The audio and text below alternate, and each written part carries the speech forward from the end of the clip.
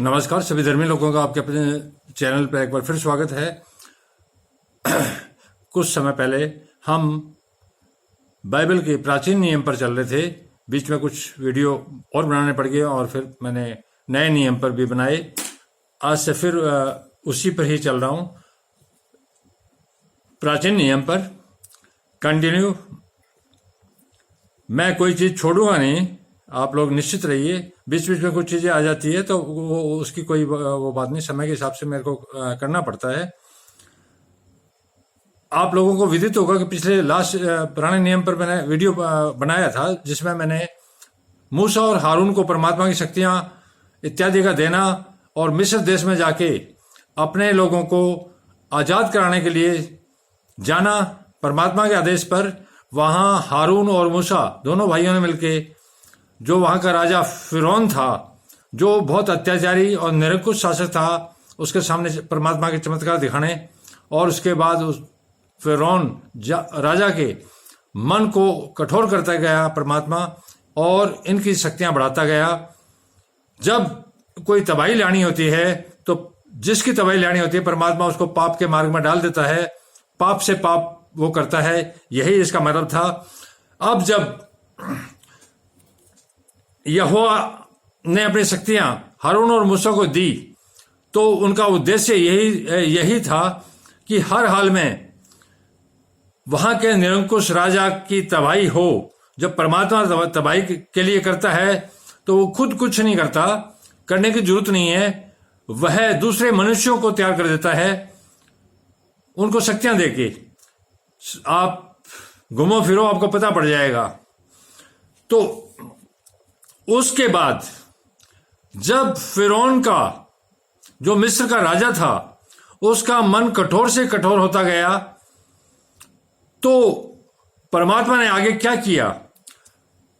मिस्रियों पर 10 भारी विपत्तियों के पड़ने का वर्णन, अर्थात उसके बाद लगातार एक के बाद एक 10 भारी विपत्तियां पड़ी पूरे देश पर। उनके बारे में हम चर्चा करेंगे कि परमात्मा अपना मोजजा, अपना चमत्कार दिखाता है और जब नाश करने पर आता है तो कुछ भी कर सकता है। हमें लगता है कि हम बहुत कुछ काम कर रहे हैं, हमारे हाथ में कुछ नहीं है, परमात्मा ही इसका संचालन कर रहा है। जब परमात्मा हमें बना के यहां भेज रहा है तो वो ही सारा कंट्रोल कर रहा है।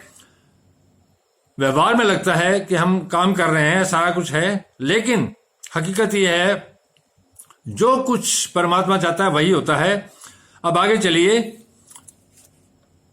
जो पहली विपत्ति आई मिस्र पर, जल का लहू बनना, अर्थात पानी का लहू बनना, तब यहोवा ने मूसा से कहा, फिरौन का मन कठोर हो गया। अर्थात ये सारी चीजें होने के बाद, चमत्कार देखने के बाद, ये मन और कठोर हो गया फिरौन का और वह इस प्रजा को जाने नहीं देता। इतना कुछ चमत्कार देखने के बाद भी इसको मेरा अर्थात परमात्मा का डर नहीं है, इसलिए सवेरे के समय फिरौन के पास जा, इसलिए सवेरे के समय फिरौन के पास जा। वह तो जल की ओर बाहर आएगा, वह तो पानी की ओर बाहर आएगा और जो लाठी सर्प बन गई थी उसको हाथ में लिए हुए नील नदी के तट पर उसे बैठ के लिए खड़ा रहना। वह पानी की तरफ आएगा तो यही लाठी, इसी लाठी को लेके नील नदी के तट पर खड़े रहना। नील नदी दुनिया की सबसे विशाल और लंबी नदी है और उससे इस प्रकार कहना, इब्रियों के परमेश्वर यहोवा ने मुझे यह कहने के लिए तेरे पास भेजा है। अर्थात धर्मियों के परमेश्वर परमात्मा ने मुझे तुम्हें बताने के लिए तेरे पास भेजा है कि मेरी प्रजा के लिए लोगों को जाने दे। अर्थात जो धर्मी है, जो तूने गुलाम बना रखे उनको जाने दे, वैसे मान जा, जिससे वे जंगल में मेरी उपासना कर दे, क्योंकि तू उनको फ्री कर देगा तो वो मेरी अर्थात यहोवा परमेश्वर की प्रार्थना करेंगे, क्योंकि मैंने उनको इसी रूप में भेजा है करे। और अब तक तूने मेरा कहना नहीं माना, और अब तक तूने मेरा कहना नहीं माना। मैं बार बार चमत्कार दिखा रहा हूं, तुझे हिदायत दे रहा हूं, तुझे एक मुकर्रर वक्त तक मोहलत दे रहा हूं, लेकिन तू नहीं मान रहा। यहोवा यूं कहता है, इससे तू जान लेगा कि मैं ही परमेश्वर हूं। इससे तू जान लेगा कि मैं ही परमेश्वर हूं। जब परमेश्वर को कोई मानता नहीं तो उसके पास वो ताकत है कि वो मनवा देता है अच्छे अच्छों को। आप आगे चलिए, देखिए, परमेश्वर हूं, देख मैं अपने हाथ की लाठी को नील नदी के जल पर मारूंगा। अर्थात जो अब मेरे हाथ में लाठी है उसको नील नदी के जल पर मारूंगा, अर्थात पानी के ऊपर मारूंगा, और जल लहू बन जाएगा। अर्थात जल जो है, पानी जो है वो लहू खून बन जाएगा, और जो मछलियां नील नदी में है वे मर जाएगी, और जो मछलियां नील नदी के अंदर है वे सारी मर जाएगी, और नील नदी बासने सड़ने लग जाएगी, और नदी का पानी पीने के लिए मिस्रियों का जी न जाएगा। अर्थात मिस्र के जो लोग हैं नदी का पानी पीने के लिए उनका जी नहीं करेगा। फिर यहोवा ने मूसा से कहा, हारून से कहे कि अपनी लाठी लेकर मिस्र देश में जितना जल है।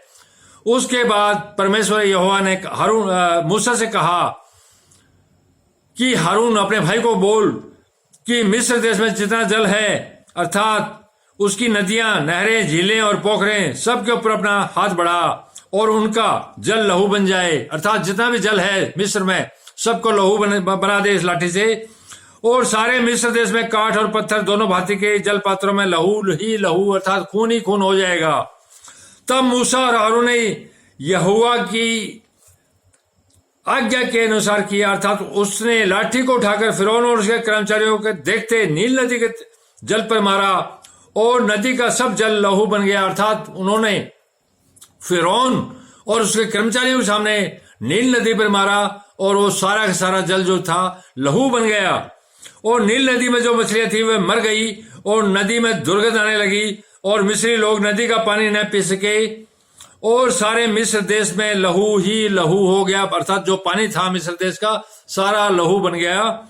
तब मिस्र के जादूगरों ने अपने तंत्र मंत्रों से वैसा किया। तब मिस्र के जो जादूगर थे उन्होंने भी करके दिखा दिया, बोला कोई दिक्कत, क्या दिक्कत है, हम भी करके ये बता देंगे। तो भी फिरौन का मन हठीला हो गया। उसके बाद फिरौन का और मन हठीला हो गया, और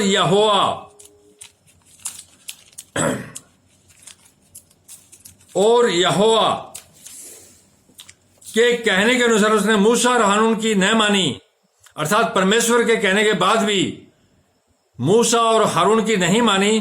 फिरौन ने इस पर भी ध्यान नहीं दिया और मुंह फेर के घर चला गया। अर्थात ध्यान नहीं दिया और मुंह फेर के घर चला गया, और सब मिस्री लोग पानी पीने के लिए जल के लिए नील नदी के आसपास खोदने लगे, क्योंकि वे नदी का जल नहीं पी सकते थे। अर्थात जो नदी थी उसका जल तो मिस्र के लोग पी नहीं सकते थे, तो नदी के किनारे जो मिट्टी थी उसको खोद खोद कर, वहां साफ पानी आता है, कहीं भी खोद के देख लो, तो उसको पीने के लिए वो करने लगे।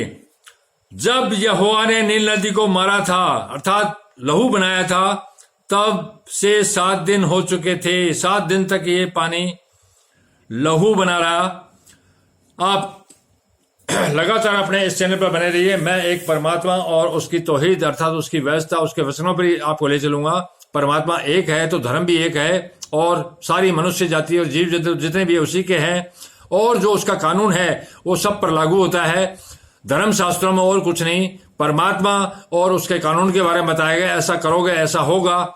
यह एक हिदायत है। हिदायत का मतलब यह है कि मुझे आदेश है कि मैं आपको बताऊं, बाकी आपकी मर्जी, जो भी कुछ करो, इसमें कोई फोर्स नहीं कर सकते। धरती के कानूनों की तो फोर्स की सरकार ताकत से मनवाती है, इसमें ताकत की बात नहीं है, इसमें ताकत परमात्मा की है। जो मैं आपको बता रहा हूं कि पाप मत करो, अगर पाप करोगे तो उसका फल आपको परमात्मा देगा, मेरे हाथ में नहीं है। तो सिर्फ इतना ही है कि जो परमात्मा की तरफ से जो ज्ञान मुझे प्राप्त हो रहा है, तो मैं आपको हिदायत कर सकता हूं। ये मेरा अपना ज्ञान नहीं है, परमात्मा ने मुझे तौरात, इंजिल, बाइबल, कुरान, गुरु ग्रंथ साहिब, जैन धर्म ग्रंथ, बौद्ध धर्म ग्रंथ, पौराणिक ज्ञान, वैदिक ज्ञान, गीता, रामायण, सबका वो धीरे धीरे दे रहा है। तो जैसे जैसे मुझे उसी एक परमात्मा का जो ज्ञान प्राप्त हो रहा है, मैं आप लोगों को तुरंत देने का प्रयास कर रहा हूं। धन्यवाद, शुभ रात्रि। लगातार आप इसी तरह से बने रहिए, और मैं आपको धरती के धर्म से नहीं जोड़ना चाहता। आप जहां हैं, जिसको मानते हैं आप मानिए, एक, लेकिन परमात्मा एक है। जो एक परमात्मा को दो में देखता है वो अंधा है, देखता ही नहीं। धन्यवाद, शुभ रात्रि। कल फिर मिलेंगे।